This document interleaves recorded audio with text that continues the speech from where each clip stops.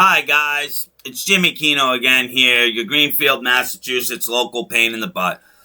What you're looking at here is a picture of the so-called nutritional breakfast that CSO offers its clients and claims to educate them about. What this video will be is a small breakdown of the human rights violation that was filed against CSO in December that I think the city kind of dropped the ball on. You'll hear from a couple of clients. There'll be a couple of clips from the clients about the subpar conditions that they had to endure while living at CSO. So let's get into it. That's 3 minutes. Okay.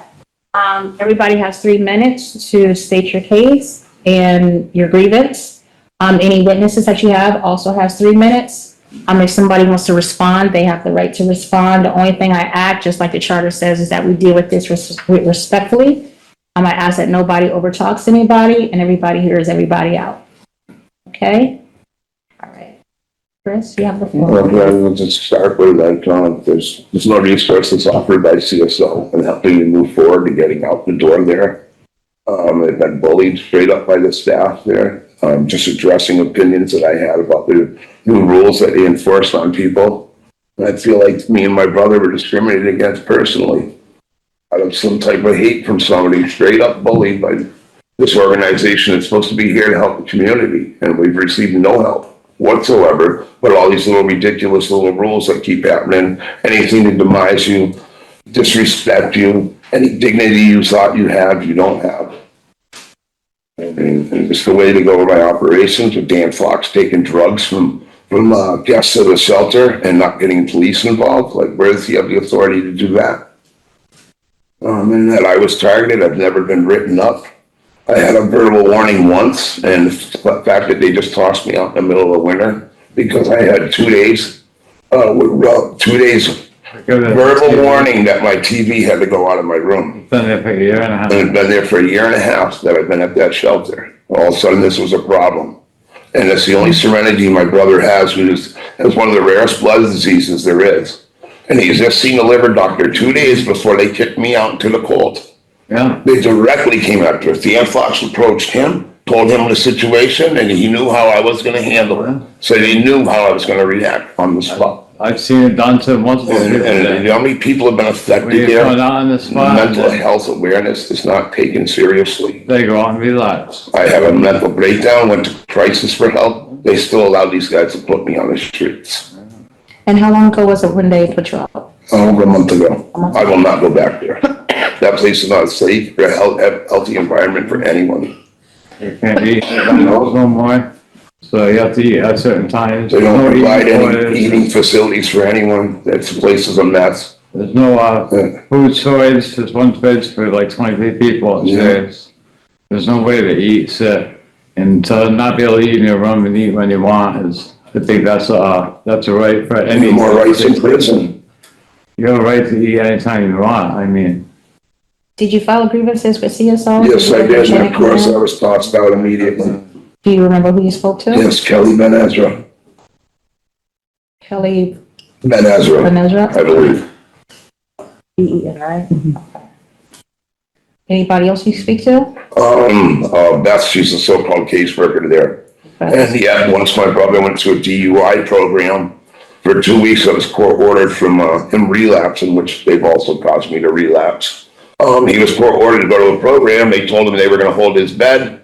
And of course, they tried to give his bed up, saying he was out living in the car with me when we directly faxed the stuff from their office.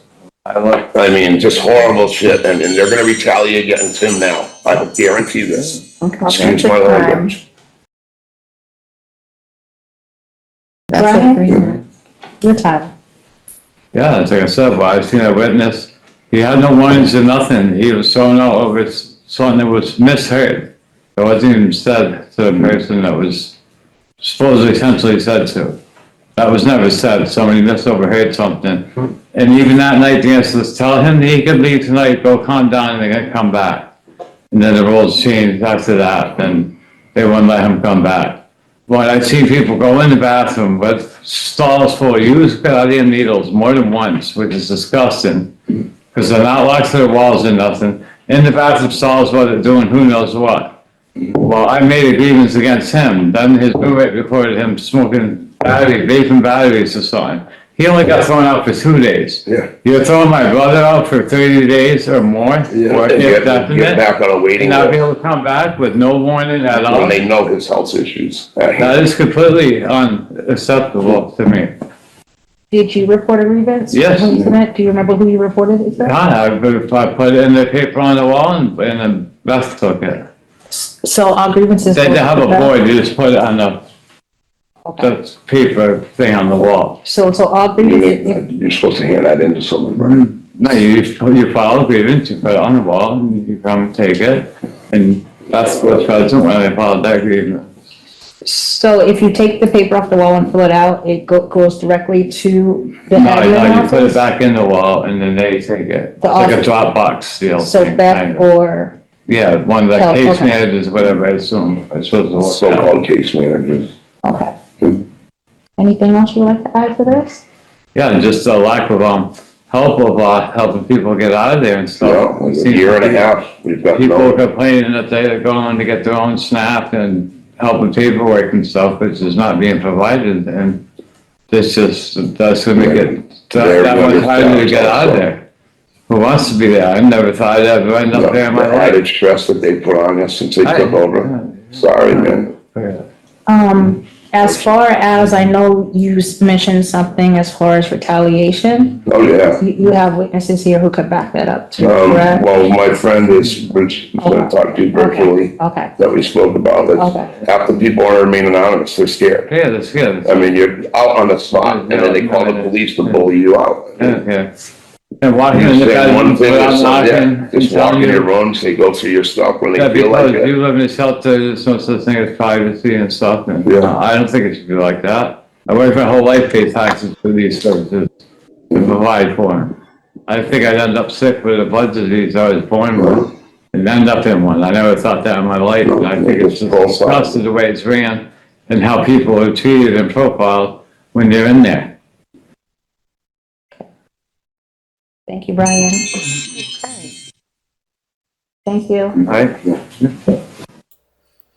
As we know, the conditions in some homeless shelters like the CSO shelter are far from acceptable. Today we only heard from two voices amongst many, and their stories highlighted the urgent need for change. These facilities meant to be sanctuaries often fall short of providing the dignity and care everyone deserves. But awareness is the first step towards change. By shining a light on these issues, we can advocate for better funding, better policies, and ultimately better lives for those in need. To hear the full discussion and more perspectives, you can watch the full Human Rights Commission meeting on GCTV, December meeting Human Rights Commission. Thank you for watching, and let's make a difference. Till next time, guys.